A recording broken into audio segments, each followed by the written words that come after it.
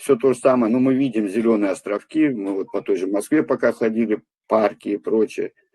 В Казахстане, к сожалению, такого нету. Алмата – это был цветущий город, там было очень много садов и яблок. Почему Алмата? Это отец яблок. Садов там не осталось, это я говорю со стопроцентной уверенностью, на моих глазах их вырубали. То есть И строили дома, получается, да? Строили дома. Вот у нас была такая ситуация, вот где мы жили, пригород Алматы, там протекала речка Малая Алматинка. Чтобы построить на месте этой речки дом, они изменили русло реки, продали эту землю. И тоже вот про землю интересная ситуация была. Мы как-то попросили у местного акимата, мэрия, можно так сказать, администрация поселка, кусок земли в аренду. То есть даже не в собственности, что мы попросили, чтобы засадить вот той же картошкой, нам было бы просто легче, чтобы прокормиться как-то. Нам пришел официальный ответ.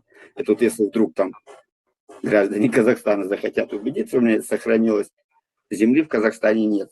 Всю землю отдали еще, если память не изменяет, с 89 по 96 год, по-моему. Кому отдали?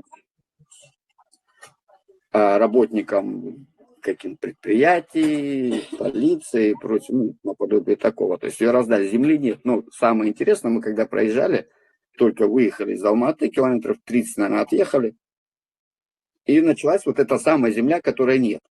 То есть там нет ничего, действительно. Вопрос такой, земли нет, хотя земли, по идее, навалом.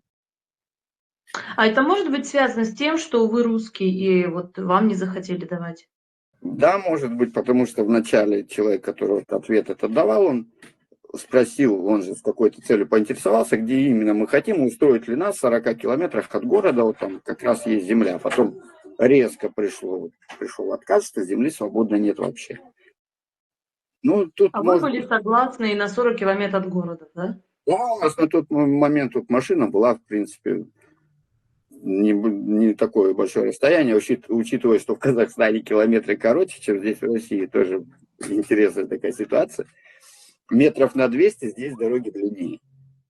Ничего себе. Почему-то оказались. И плюс там вопрос, вполне возможно, что если бы я лично пришел, а не через официальный сайт запрос эти подавал на землю, пришел лично, занес бы конверт, вполне возможно, что я бы ее получил. А вот эта система с конвертами, она прям, я смотрю, цветет, да, буйно? Цветет, начиная со школы, то есть учителям подарки на любые праздники, начиная от дня рождения учителя, заканчивая днем рождения дочери или сына учителя. Даже Цветы. дочери, сыну учителя, а маме учителя, там, я не знаю, свекрови учителя. Возможно, скоро и до этого дойдет. Мы, получается, цветы эти дарили, скидывались, и обязательно деньги в конверте. То есть без этого никак. Независимо от того, что у нас два ребенка учились, вот двое в одном классе, они у нас двойняшки, то есть от нас уже, соответственно, двойная сумма, и родители, в основном лица коренной национальности, на нас так осуждающие, почему вы сдаете на одного? Я говорю, извините, если я сейчас буду сдавать на каждого, я просто только не зарабатываю. И плюс праздник очень много, по которым делают эти подарки, День учителя, Новый год, 8 марта, вот эти дни рождения все, плюс там может какая-нибудь комиссия приехать, может еще что-то такое. С комиссиями там вообще интересное дело, в школе туалет на улице находится и внутри школы находится. Внутренний, который в школе для младших классов, открывается только, когда приезжает какая-то комиссия, показывает, что вот он работает, туалет тут же закрывается, все. Это супер, это просто супер.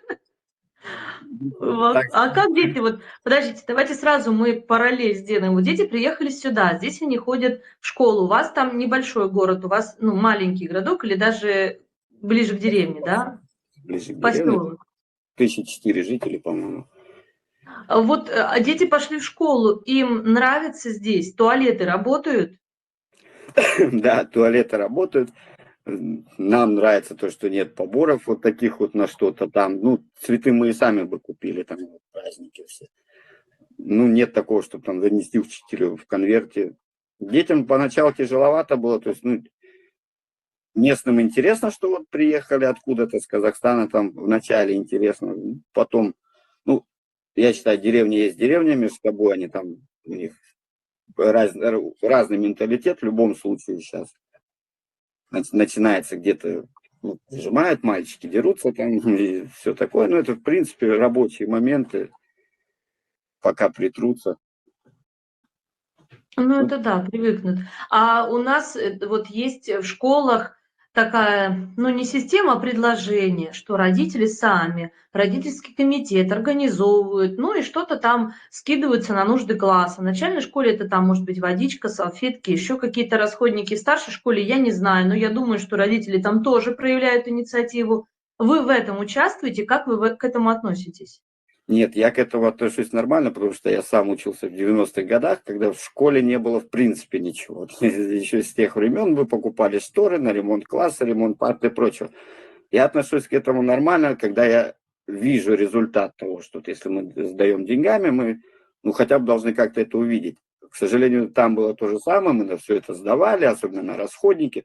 Но дело в том, что вот мы все эти года тоже сдавали, моему ребенку ни разу не дали ни ручку, ни тетрадь. А младший класс, сами знаете, они часто очень забывают это, теряют. Не дали ни разу, то есть ни бумагу, ни прочего, я не видел вообще в глаза. Ни я, ни жена, а дети, когда приходят и приносят этот листочек исписанный, я говорю, а где тетрадь? Я свой дом забыл. А почему в школе не дали? Учитель сказал нет. Ну, вот так вот там получалось. Тетрадью куда-то уходили обратно на базар, чтобы обратно их продавали.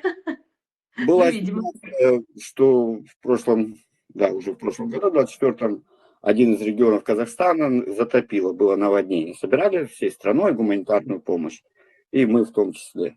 У нас с одной стороны стояла мечеть, где стояла фура, куда вот все это собиралось. С другой стороны был базар. Буквально через пару дней вещи с этой фуры оказались чудесным образом на базаре в продаже.